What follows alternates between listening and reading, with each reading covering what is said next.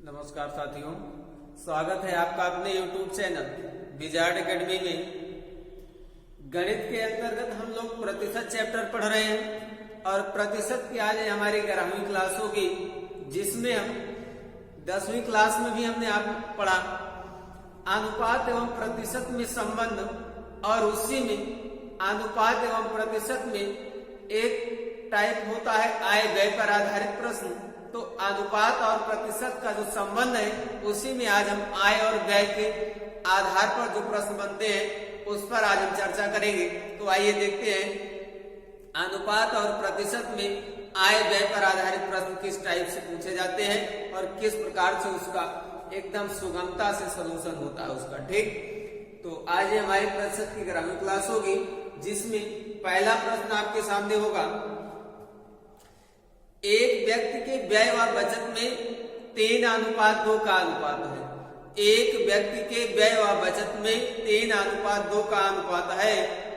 यदि व्यक्ति की आय में 15% की वृद्धि कर दिया जाए तथा व्यय में 5% की वृद्धि कर दिया जाए तो बचत में कितने प्रतिशत की वृद्धि होगी। ध्यान देंगे, एक व्यक्ति के आय में व्यय और बचत में 3:2 का अनुपात है। यदि व्यक्ति की आय को 15% बढ़ाया जाए तथा व्यय में 5% की वृद्धि की जाए तो व्यक्ति के बचत में कितने प्रतिशत की वृद्धि होगी, यह हमें ज्ञान करना है। ठीक, थोड़ा सा एक कॉन्सेप्ट समझना हल करने से पहले। व्यय प्लस बचत सीधा सा कॉन्सेप्ट है। किसी व्यक्ति द्वारा कितना खर्चा किया गया, कितना बचाया गया, यदि दोनों को ऐड कर दिया जाए, जोड़ दिया जाए, तो यह पता चलता है कि उस व्यक्ति द्वारा कितना कमाया गया। ठीक, व्यक्ति कितना खर्चा किया यानी व्यय, कितना बचाया, दोनों को ऐड कर दिया जाए तो यह मिल जाता है कि कितना व्यक्ति द्वारा कमाया जाता है। ठीक, तो यदि हम इन दोनों को ऐड कर देंगे तो यहां से हमें क्या मिलेगा कि व्यक्ति की आय कितनी है। व्यक्ति की आय कितनी है इसकी गणना करने के लिए हम व्यय और बचत को आपस में जोड़ देंगे। ठीक, तो आइए देखते हैं पहला प्रश्न। क्वेश्चन नंबर 1 का हल देखा जाए क्या निकलेगा और पहले मेथड से हल करें। ध्यान देंगे, जो पहला मेथड होगा हमारा वो बेसिक कॉन्सेप्ट का होगा। तो बेसिक कॉन्सेप्ट में हमने पिछले वीडियो में देखा, यदि अनुपात का प्रश्न होगा तो सबसे पहले अनुपात से वैल्यू को रिमूव किया जाएगा, उसके बाद उसी में 100 से गुणा कर दिया जाएगा। ठीक, अनुपात का प्रश्न होगा, बेसिक कॉन्सेप्ट से लगाएंगे तो अनुपात से वैल्यू को हटाएंगे और उसी में 100 से गुणा कर देंगे। तो यहाँ पर हम देख रहे हैं व्यक्ति के व्यय और बचत में संबंध दिया गया है। तो व्यय और बचत में जो संबंध है उसका मान प्रश्न में दिया गया है 3:2। 3:2। तो अभी आपने सबसे पहले बेसिक कॉन्सेप्ट देखा, यदि व्यय और बचत को जोड़ दिया जाए तो वहां से आय मिल जाती है। यदि व्यय और बचत को जोड़ दिया जाए तो वहां से आय मिल जाती है। तो यहां से यदि हम देखें तो हमने आपको पिछले क्लास में, पिछले वीडियो में भी बताया, जब हम अनुपात से संख्या को हटाते हैं तो वहां पर हम 100 से गुणा कर देते हैं। अनुपात से जब भी संख्या को हटाया जाता है उसमें 100 से गुणा कर दिया जाता है, यदि अनुपात का प्रश्न प्रतिशत पर आधारित है। तो यहाँ पर हम देखेंगे तो 3 गुना में 100 हो जाएगा और ये हो जाएगा 2 गुना में 100 हो जाएगा। इस प्रकार से ये टोटल 300 बनेगा और ये टोटल 200 बन जाएगा। अब यहां से आप क्या कह सकते हो कि व्यक्ति द्वारा व्यय जो है वो 300 रुपए है और व्यक्ति की जो बचत है वो 200 रुपए। तो जब व्यक्ति द्वारा 300 रुपया खर्चा किया गया, 200 रुपए बचाया गया, तो हम यह भी तो कह सकते हैं कि व्यक्ति द्वारा कितना कमाया गया। दोनों को जोड़ देंगे तो 300 खर्चा किया, 200 बचाया, यानी कमाता कितना है 500। ठीक, 500 रुपए व्यक्ति कमाता है। अब प्रश्नानुसार कह रहा है यदि व्यक्ति की आय में 15% की वृद्धि की जाए और व्यय में 5% की वृद्धि की जाए तो व्यक्ति के बचत में कितने प्रतिशत की वृद्धि होगी। अब ध्यान दीजिए, व्यक्ति के आय में वृद्धि दी जा रही है। तो ध्यान देंगे तो व्यक्ति की आय कितनी है 500, ये अभी मिला। तो व्यक्ति की आय जब 500 है और 15 की वृद्धि होगी तो ये 15% यानी बटे में 100 हो जाएगा। अब 100 के 2 जीरो से 500 का 2 जीरो कैंसिल हो जाएगा।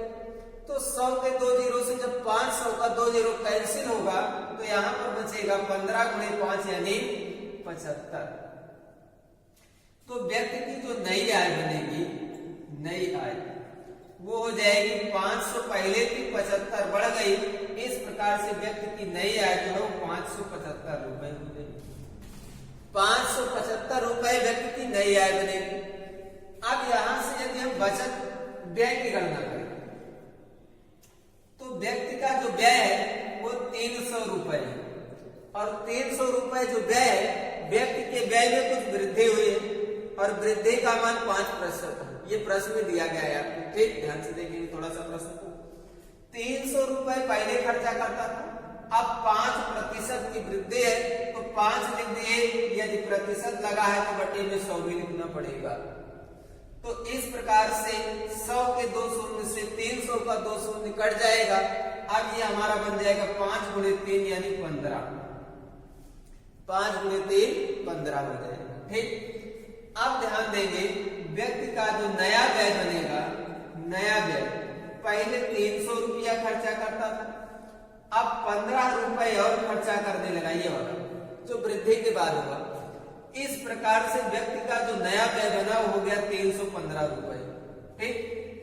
अब जब यह 315 रुपए हो गया तो ध्यान देंगे पहले 500 रुपया कमाता था, 575 कमाने लगा। पहले 300 खर्चा करता था, 315 खर्चा करने लगा, ठीक। अब कंडीशन देखेंगे, प्रश्न है व्यक्ति के बचत में कितने प्रतिशत की वृद्धि होगी। तो ध्यान देंगे पहले बचत कितना थी 200 रुपये और अब देखा जाए बचत कितनी। तो यहां पर जब हम गणना करेंगे थोड़ा सा ध्यान देंगे, जगह का शॉर्टेज है, ठीक। अब जब ध्यान दिया जाए तो 575 रुपए कमाने लगा, बचत पर ध्यान दिया जाए 575 कमाने लगा और खर्चा कितना करने लगा 315 रुपए। तो जब 575 रुपए अब कमाने लगा और 315 रुपए अब खर्च करने लगा तो यहां से हम यह देख सकते हैं कि अब कितना रुपए उसकी बचत हो रही है, ठीक। 5 माइनस 5 0 और यहां से जब 7 से 1 घटाएंगे 6 हो जाएगा, 5 से 3 घटाएंगे 2 हो जाएगा। इस प्रकार से व्यक्ति की जो बचत है अब वह 260 रुपए हो जाएगी। व्यक्ति की जो बचत है अब वह 260 रुपए हो जाएगी। तो ध्यान देंगे बचत पहले कितना थी 200, ये वाली पहले की बचत 200 रुपए थी, अब बचत कितनी हो गई 260 रुपए। तो बचत में वृद्धि कितने की हुई, बचत में वृद्धि। तो ध्यान देंगे बचत में जो वृद्धि है वो पहले 200 रुपए थी, अब 260 रुपए हो गई। इस प्रकार से आप कह सकते हो कि बचत में 60 रुपए की वृद्धि हो गई।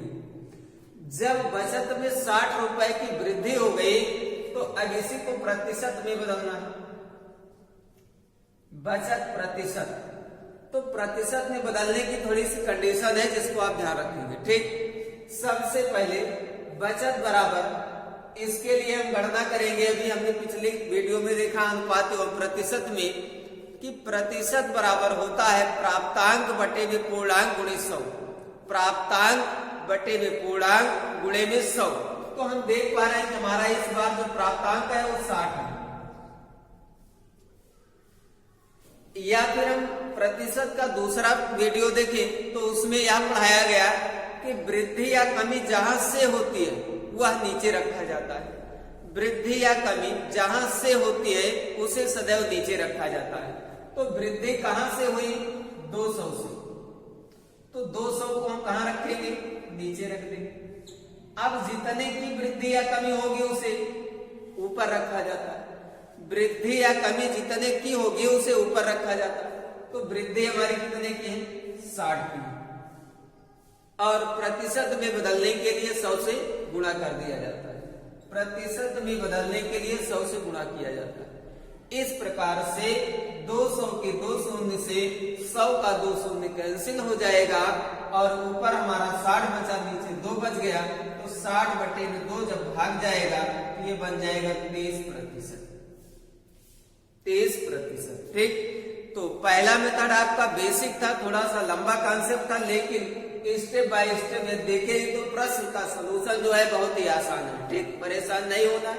अभी इसका दूसरा मेथड भी हमारे पास है, ठीक, जिसे आप कैप्सूल के रूप में यूज कर सकते हो। आप ध्यान देंगे तो फिर से एक बार देख लिया जाए, अनुपात से संख्या को हटाएंगे, 100 से गुणा करेंगे तो 300 खर्च हो गया, 200 बचत हो गई, यानी कुल आय देखे जाए तो 500 रुपए कमाता है। फिर देखेंगे तो 500 में 15 की वृद्धि है, 15% की वृद्धि है, तो 500 गुणे 15% यानी बटे में 100, 100 के 2 शून्य से 500 को 2 शून्य कट गया, 15 पचे 75, तो 500 पहले कमाता था, 75 बढ़ गया, 575 हो गया। 300 पहले खर्चा करता था, 5% की वृद्धि हुई, तो प्रतिशत यानी बटे में 100, 100 के 2 शून्य से 300 का 2 शून्य कट गया, 5 में 15 यानी 15 रुपए की वृद्धि हो गई। इस प्रकार से 300 + 15 315 रुपये खर्चा करने लगा, तो 575 कमाने लगा, 315 खर्चा करने लगा, यानी 260 रुपए बचने लगा। अब यहाँ से देखें वृद्धि प्रतिशत पूछा गया है, तो पहले 200 खर्चा करता था, 260 खर्चा करने लगा, तो वृद्धि कितने की हुई, 60 रुपए की। तो वृद्धि जितने की होगी या कमी जितने की होगी वह ऊपर होगा, जहां से वृद्धि कमी होगी वह नीचे होगा, प्रतिशत में बदलने के लिए 100 से गुणा होगा।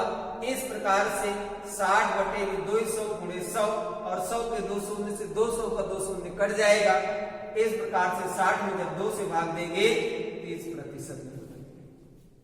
तो पहले प्रश्न का पहला मेथड और उत्तर प्राप्त हुआ 30%। ठीक, आइए दूसरे मेथड पर चर्चा करते हैं, बहुत ही आसान मेथड दूसरा। ठीक, परेशान नहीं होना है। ठीक, पहला मेथड आपका जितना भी प्रश्न मिलेगा सब में थोड़ा सा बड़ा होगा, लेकिन जब आप दूसरा मेथड देखेंगे तो एकदम आपको ऐसे लगेगा जैसे गर्मियों के समय में आप गर्मी से बेहाल होते हैं तो इनो पीते हैं और 6 सेकंड में काम करता है, एकदम उसी प्रकार से हमारा दूसरा मेथड आपको आराम पहुंचाएगा। ठीक, तो आइए दूसरे मेथड पर चर्चा करते हैं।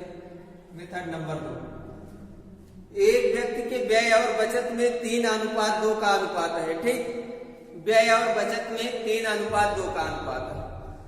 अब कंडीशन है, हमने आपको बताया व्यय और बचत को जोड़ा जाएगा तो आय में पहुंच जाएंगे। ठीक, तो यदि इन दोनों को जोड़ दिया जाए तो यहां से हम यह कह सकते हैं कि व्यक्ति की जो आय है वो 5 हो जाएगी।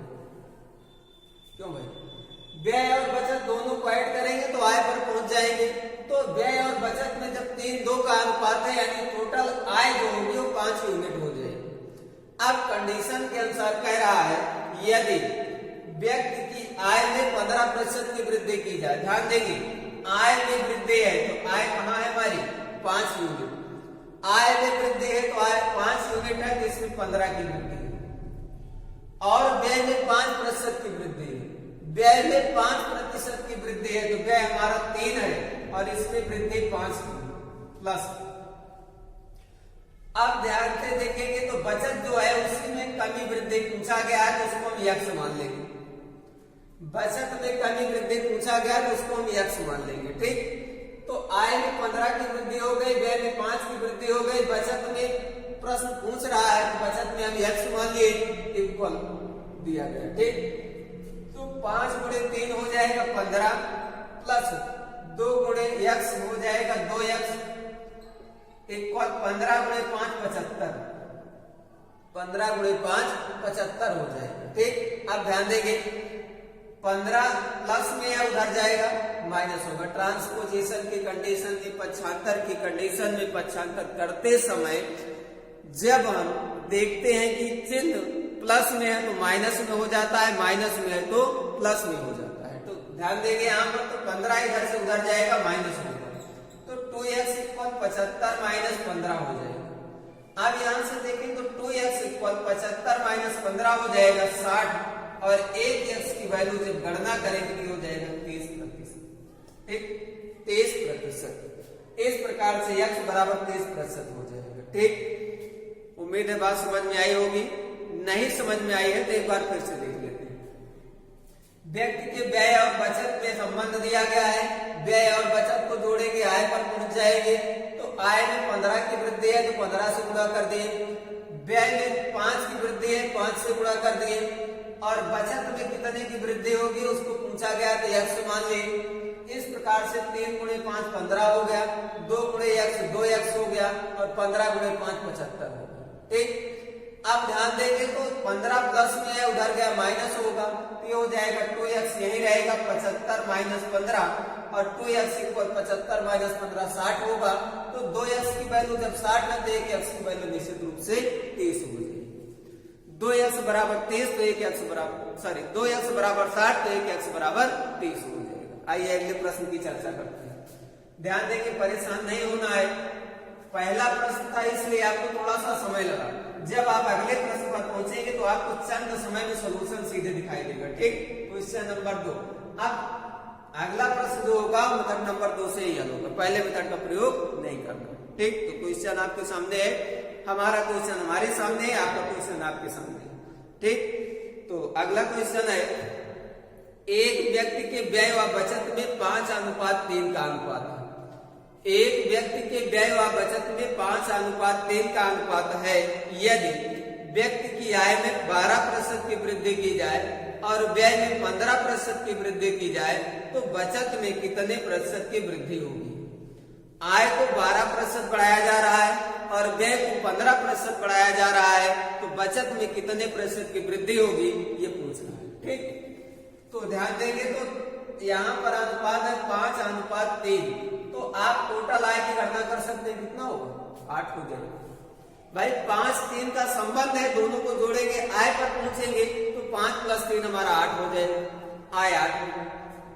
अब प्रश्नानुसार कह रहा है आय में 12% की वृद्धि है तो आय में हम 12 से गुणा करेंगे। व्यय में 15% की वृद्धि है तो व्यय में हम 15 से गुणा करेंगे, प्लस बचत में कितने की वृद्धि होगी नहीं दिया गया है तो इसको हम x मान लेंगे।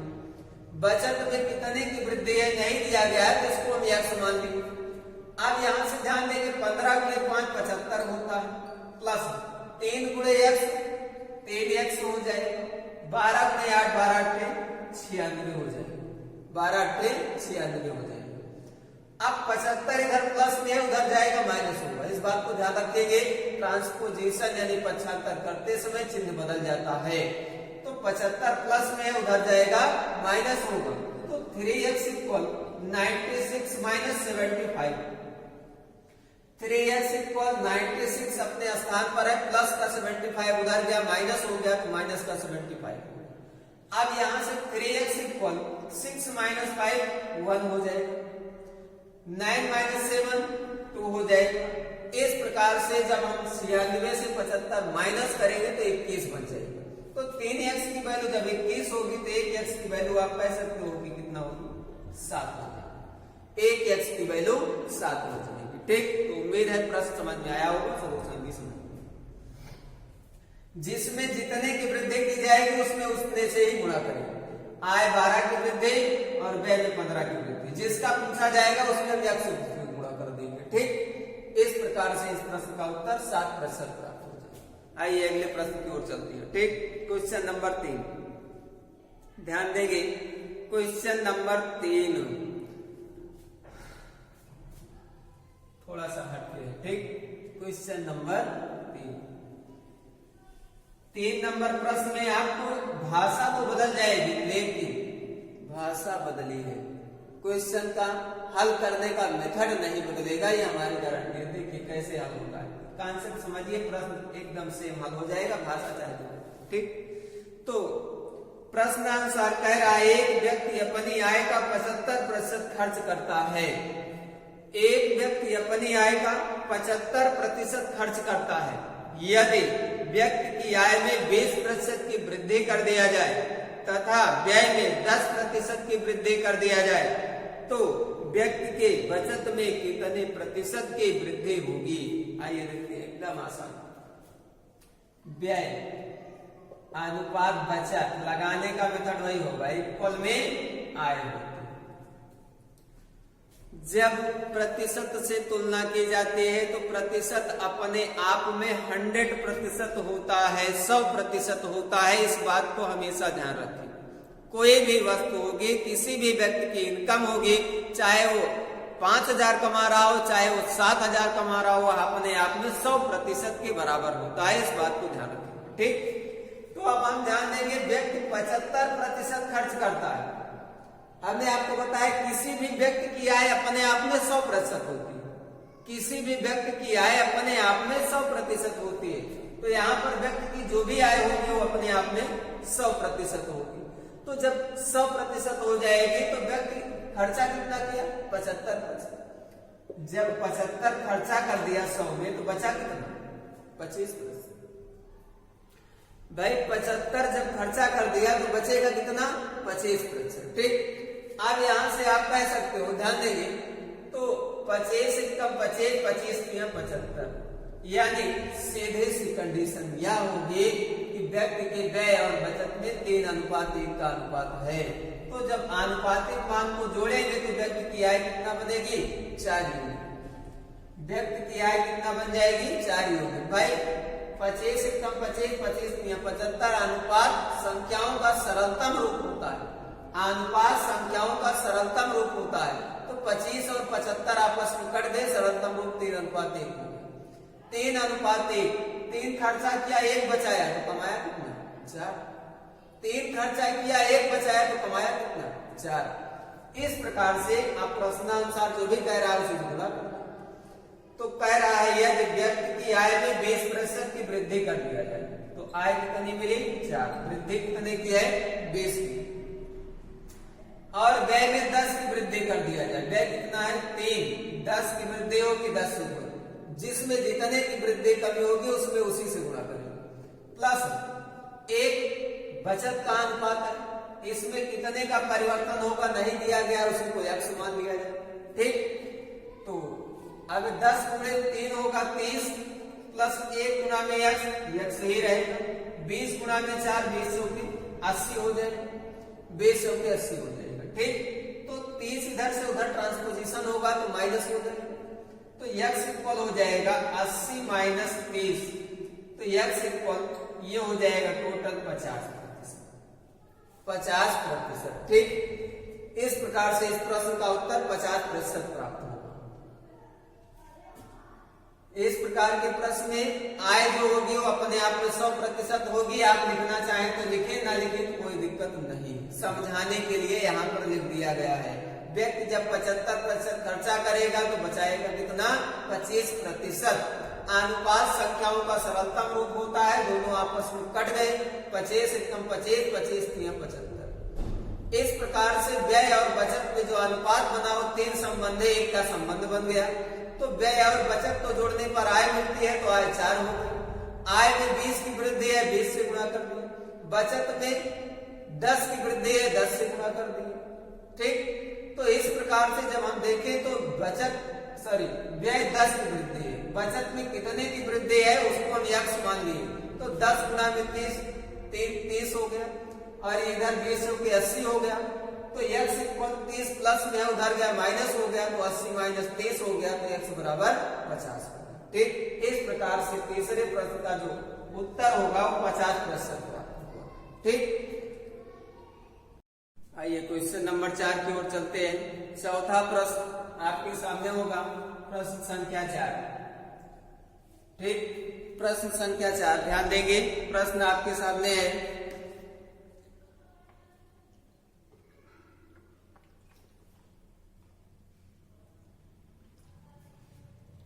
क्वेश्चन है, एक व्यक्ति अपनी आय का 80% खर्च करता है। एक व्यक्ति अपनी आय का 80% खर्च करता है। यदि व्यक्ति की आय में 15% की वृद्धि कर दिया जाए और बचत में 25% की वृद्धि कर दिया जाए तो व्यक्ति के व्यय में कितने प्रतिशत की वृद्धि होगी? ध्यान देंगे, प्रश्न की भाषा में एक जगह थोड़ा सा डिफरेंस है पिछले प्रश्न से इस प्रश्न की तुलना में। पिछले प्रश्न से इस प्रश्न की तुलना में डिफरेंस इतना है, पिछले वाले प्रश्न में व्यय में वृद्धि थी और इस वाले प्रश्न में बचत में वृद्धि। इसको कॉन्सेप्ट को ध्यान रखेंगे, इसीलिए कह रहे हैं प्रश्न की भाषा को ध्यान से पढ़िए। 40% प्रश्न सिर्फ प्रश्न पढ़ते पढ़ते हल हो जाता है। ठीक, तो व्यक्ति के जो व्यय है व्यक्ति का वो 80% है, तो आप कह सकते हो कि बचत कितनी होगी, 20% होगी। भाई जब 80% खर्चा कर दिया और किसी भी व्यक्ति की आय अपने आप में 100% होती है तो बचेगा कितना, 20% बचेगा। ठीक, अब अनुपात संख्याओं का सरलतम रूप होता है, इसलिए इन दोनों को आपस में कट रहे हैं तो काट दिया जाएगा। 20 कम 20 और 20 चौके 80 हो जाएगा। 20 कम 20 चौके 80 हो जाएगा। तो यहां से यदि हम देखें तो आनुपातिक संबंध 4 संबंध है, एक का संबंध होगा। 4 व्यय हो गया, 1 बचत हो गई, यानी व्यक्ति की आय कितना बनी, 5 बन गई। व्यक्ति की आय कितना बन गई, 5 बन गई। ठीक, अब प्रश्न कह रहा है यदि व्यक्ति की आय को 15% बढ़ाया जाए, व्यक्ति की आय में 15% की वृद्धि कर दिया जाए, तो ध्यान देंगे आय 5 है, 5 में यदि हम 15 की वृद्धि होगी तो 15 से गुणा करेंगे।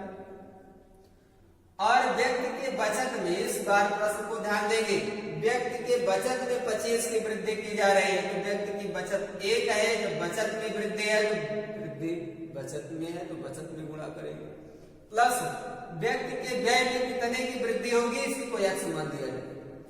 व्यक्ति के व्यय में कितने की वृद्धि होगी, इसको हम x मान दिए। ठीक, आप ध्यान देंगे 4 गुना में x, 4x बनेगा, 25 कम 25 हो जाएगा और 15 पचे 75 हो जाएगा, 15 पचे 75 हो जाएगा। ठीक, तो 4x प्लस 25 कम 25 इक्वल 15 पचे 75।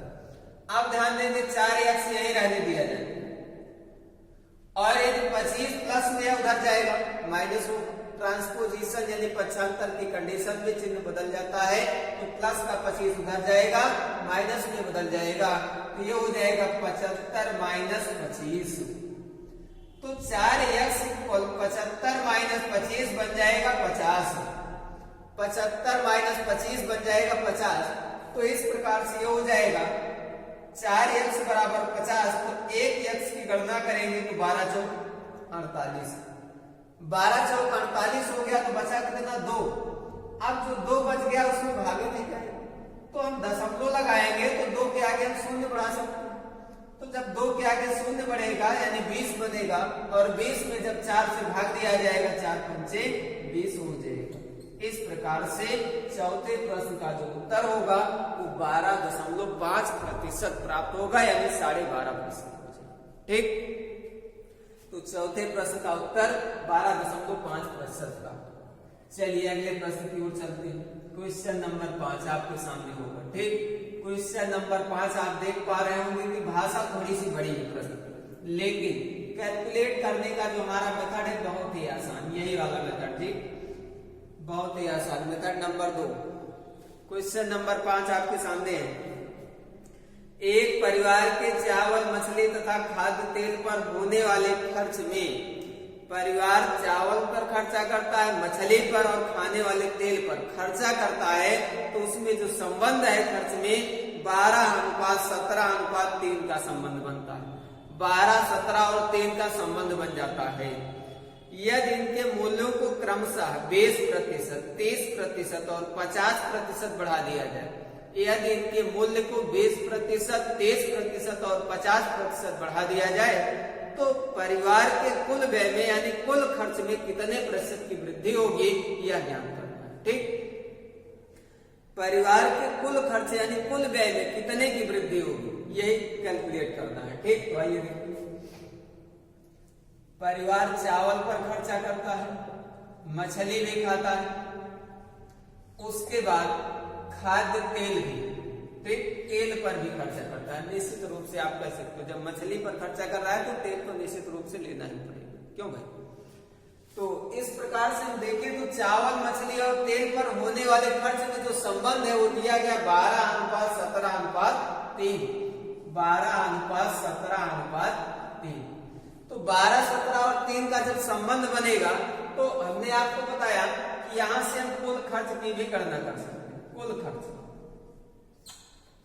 ठीक, तो तो कुल खर्च की गणना करेंगे तो 17 प्लस 3 20। जैसे अभी आपने देखा व्यय प्लस बचत बराबर आए, तो कहाँ कितना खर्चा किया सबको जोड़ देंगे तो यह मिलेगा कुल कितना खर्चा हुआ, किस वस्तु पर कितना रुपए खर्चा हुआ सबको यदि कैलकुलेट करेंगे तो हमें यह मिलेगा कुल कितना रुपया खर्चा हुआ। तो 17 प्लस 3 20 और 20 प्लस 12 हो जाएगा 32। इस प्रकार से कुल मिलाकर 32 की बाजार में खर्च आई है। ठीक, तो जब कुल खर्च 32 की आ गई तो ध्यान देंगे तो इनके मूल्य क्रमशः बढ़ाए जा रहे हैं। चावल के मूल्य में 20% की वृद्धि हुई तो 12 गुना में 20 हो गए। फिर उसके बाद देखा जाए तो मूल्य में क्रमशः अगले वाले में 17 वाले में 30 की वृद्धि है। क्रमशः शब्द लगा हुआ है इसलिए बार बार सबका नाम नहीं लिया गया है। ठीक, तो क्रमशः में जो अगली वैल्यू आएगी वो 3 हो जाएगी और अगली वैल्यू में देखा जाए तो 50 की वृद्धि है, तो जिसमें जितने की वृद्धि होगी उसमें उतने से ही गुणा करेंगे। अब हमने आपको बताया जिसकी वैल्यू पूछी जाएगी उसमें हम x से गुणा कर देंगे। तो हमें पूछा जा रहा है कुल खर्च में कितने की वृद्धि हुई, तो कुल खर्च में हम x से गुणा कर देंगे। ठीक, तो कुल खर्च में x से गुणा कर दिया। अब देखिए तो 12 दूना की 24 यानी 240 बनेगा, 240 बन जाएगा। फिर उसके बाद देखिए तो 17 3 51 यानी 510 बन जाएगा और 5 गुणे 3 यानी 15 ये हो जाएगा 150 इक्वल 32 गुना में x हो जाएगा 32x। ठीक, इस प्रकार से जब कैलकुलेट करेंगे तो ये हो जाएगा, ध्यान देंगे सबके अंत में इकाई अंक पर शून्य है तो शून्य ही होगा। 5 प्लस 1 6 6 4 10 के शून्य फिर से हो जाएगा, लेकिन इस बार एक हासिल बचेगा। ठीक, तो 1 प्लस 5 6 और 6 प्लस 2 8 और एक उधर का हासिल होगा यानी टोटल हो जाएगा 9। इस प्रकार से इधर की जो टोटल वैल्यू होगी कैलकुलेट करने पर 900 बनेगी और उधर हमारा बच गया 32x। अब ध्यान देंगे जब एक संख्या लिखी गई होती है और एक उसके साथ में अक्षर लगा होता है और दोनों के बीच में जब कोई चिन्ह नहीं होता तो गुणा होता है। दोनों के बीच में जब कोई चिन्ह नहीं होता तो गुणा होता है, कैलकुलेट करने का नियम है। ठीक, तो यहां से देखें तो अब जब गुणा का संबंध होगा पक्षांतर करने पर भाग होता है। ठीक, हो जाएगा 900 बटे में 32 इक्वल में क्या बचा x। इधर की वैल्यू जब पक्षांतर होगी इधर कुछ चिन्ह नहीं होगा तो उधर फिर तुरंत इधर आने पर भाग हो जाएगा।